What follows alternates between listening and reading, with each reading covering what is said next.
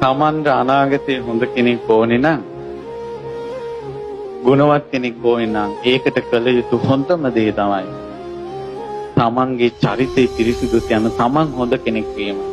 හොඳ කෙනාට හොඳ මිනිහෙක් හම්බ වෙනවා කියන එක ධර්මයක්.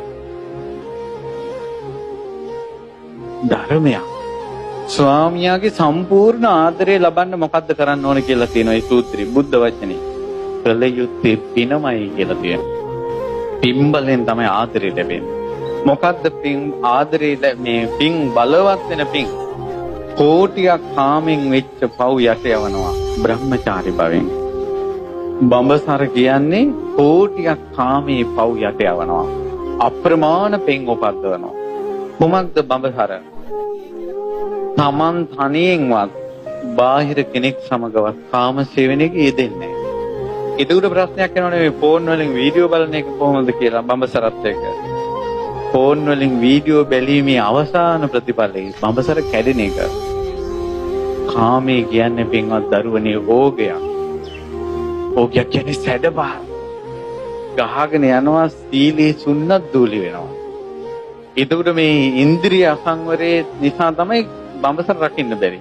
බඹසර රකින්න කෙනා උත්සාහ කළ යුත්තේ බඹසර සීලෙට නෙවෙයි ඉන්ද්‍රිය සංවරයට. ඇහෙන් යමක් බලාගෙන යන රාගය ඇවිස්සලා පිස්සු වැටෙනවා නම් ඒක බලන්න නැතුව ඉන්නවා.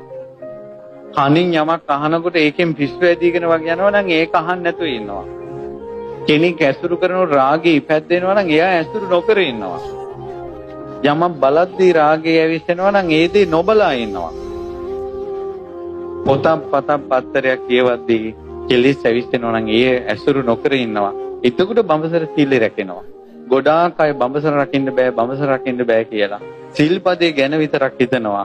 සිල්පදේ කැඩෙන්න හේතු ටික තමයි ඉන්ද්‍රිය සංවරය. ගින්දරයි පුළුණු එකතුන ගිනි ගන්නවා කියන එක ලෝකෙ සිද්ධ වෙන එක ධර්මයක්. ඒතර ගින්දරයි පුළුණු ඈත් කළා තියන්න ඕන. Tamanට බඹසර රකින්න ආසන බඹසරට හානි වෙන දේවල් පේන දෙයක් තියෙනවා නම් ඒක අයින් කරන්න ඕන.